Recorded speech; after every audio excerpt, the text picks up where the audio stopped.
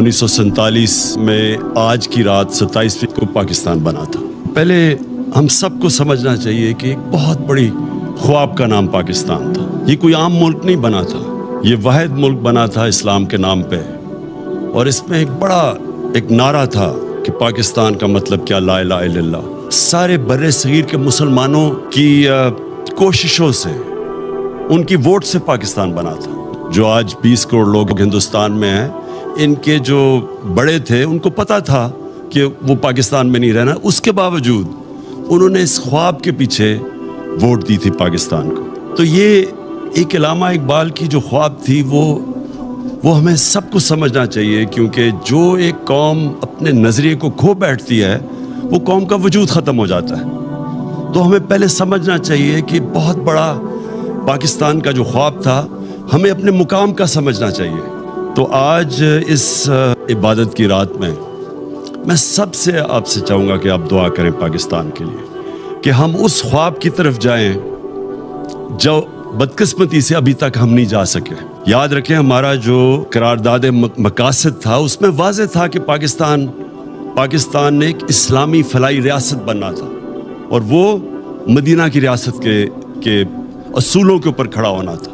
وہ جو تھی مدینہ کی ریاست، وہ ایک نبی صلی اللہ علیہ وسلم کی سنت تھی کہ اللہ نے ہمیں حکم دیا تھا کہ ان کے قدموں پہ، ان کے شریعہ پہ، ان کے راستے پہ چلو۔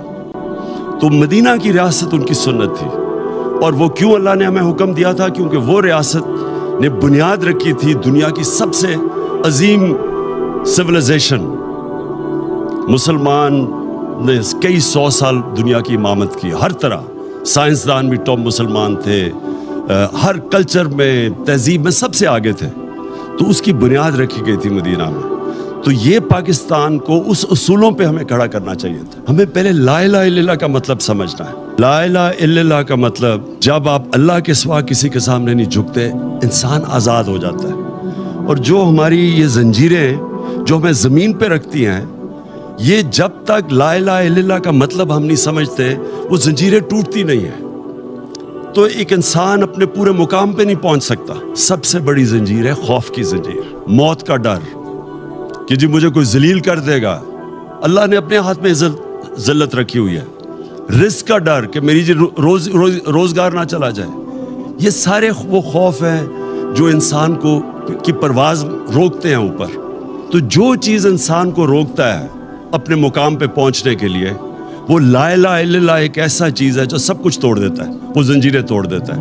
وہ جو ہم نے بننا تھا، اس راستے پہ ہم پھر واپس جائیں۔ جو ہم بدقسمتی سے اپنا راستہ کھو بیٹھے، اور ہم اپنے وہ جو پوٹینشل اللہ نے جو ہمیں طاقت دی ہوئی ہے، جب اس نے کہا میں تمہیں اشرف المخلوقات بنایا ہے، سب سے عظیم مخلوق، انسان فرشتوں سے بھی اوپر چلا جاتا ہے لیکن گرتا ہے تو جانوروں سے بھی نیچے چلا جاتا ہے۔ تو ہم کچھ بھی بن سکتے ہیں، ہم زمین پہ چونٹیوں کی طرح بھی جا سکتے ہیں، اور ہم پھر فرشتوں سے بھی اوپر جا سکتے ہیں۔